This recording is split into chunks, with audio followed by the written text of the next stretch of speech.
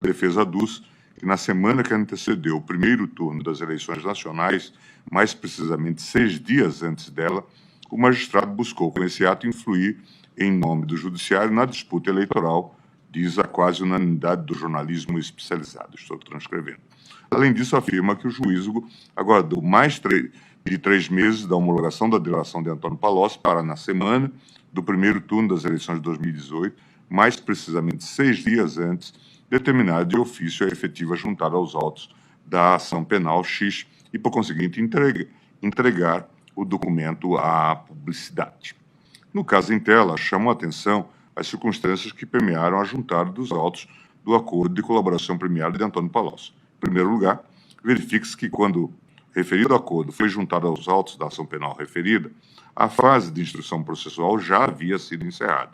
o que sugere que os termos do referido acordo sequer estariam aptos a fundamentar a prolação da sentença. Em segundo lugar, verifique-se que o acordo foi juntado aos autos da ação penal cerca de 3 meses após a decisão judicial que o homologara. Essa demora parece ter sido cuidadosamente planejada pelo magistrado para gerar um verdadeiro fato político na semana que antecedia o primeiro turno das eleições presidenciais de 2018. Ressalta-se que, ato contínuo à juntada dos termos do acordo, foi determinado o imediato levantamento de seu sigilo, com a clara finalidade de que fosse dada publicidade às imputações dirigidas ao réu, sem que as circunstâncias narradas no acordo fossem relevantes para a ação penal em andamento, já que, como dito, a fase de instrução processual já havia se encerrado. Em terceiro lugar, chama ainda a atenção o fato de que tanto a juntada do acordo aos autos quanto o levantamento do seu sigilo terem ocorrido por iniciativa do próprio juiz, isto é, sem qualquer provocação do órgão acusatório. Essas circunstâncias, quando examinadas de forma holística, são vetores possivelmente indicativos da quebra da imparcialidade por parte do magistrado, matéria esta que se encontra pendente de apreciação no âmbito do habeas corpus 164-493 da relatoria do ministro Edson Fachin. Para além dos efeitos deste ato no bojo das práticas possivelmente configuradoras da quebra de imparcialidade do magistrado, sob o prisma da avaliação estrita da licitude da juntada do acordo aos autos da ação penal, contudo, resta claro que as circunstâncias que permeiam a juntada do acordo de colaboração de Antônio Palocci, no 6º dia anterior à realização do primeiro turno das eleições presidenciais de 2018, não deixam dúvidas de que o ato judicial encontra-se acoimado de grave e irreparável ilicitude. Ainda que se pudesse invocar, em tese,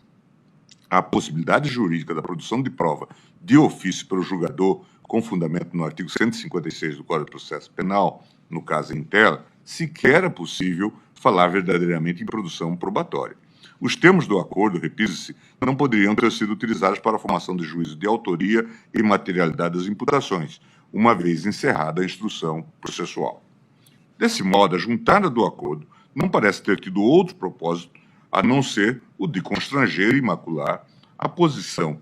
jurídica do réu, hipótese essa a atrair a incidência do artigo 157 do Código de Processo Penal, que preleciona inadmissíveis as provas ilícitas, assim entendidas as obtidas em violações a normas constitucionais ou legais. Destaca-se ainda que a ordenação ex officio do ato judicial impugnado, quando associada às características particularíssimas do caso concreto, suscitam ainda uma preocupação com uma eventual violação ao princípio acusatório. Nunca é demais lembrar que o processo penal pressupõe a separação para pessoas distintas das funções de investigar, acusar e julgar. No ponto, a doutrina conclui que, em definitivo, o sistema inquisitório foi desacreditado, principalmente por incidir em um erro psicológico, crer que uma mesma pessoa possa exercer funções tão antagônicas como investigar, acusar, defender e julgar. Estou citando a obra Direito Processual Penal de Aury Lopes Júnior. O modelo acusatório determina, em sua essência, a separação das funções de acusar, julgar e defender, e assim tem como escopo fundamental a efetivação da imparcialidade do juiz, visto que esta é claramente violada em um cenário de julgamento inquisitivo. O modelo acusatório é um sistema de garantia da imparcialidade do julgador e de uma decisão justa. Estou citando Gilberto Tumes, Sistemas Processuais Penais. Assim, com essas considerações, pedindo todas as respeitosas vênias ao eminente relator, ministro Fachin, acompanha a divergência aberta pelo eminente ministro Ricardo Lewandowski e, diante do exposto, conheço parcialmente deste recurso e, na parte conhecida, dou parcial provimento a fim de, demonstrado o constrangimento ilegal imposto ao paciente nos termos da fundamentação explicitada, conceder a ordem para determinar o desentranhamento do termo de colaboração 01 de Antônio Palocci Filho dos autos da ação referida. É como voto e proclamo o resultado, provido o agravo regimental, no habeas corpus, portanto, concedida a ordem nos termos do voto do ministro Lewandowski, vencido o eminente ministro relator. E, encerrada a pauta de hoje, senhores ministros, eu declaro encerrada a nossa sessão, agradecendo a presença de todos, do Ministério Público e também dos advogados.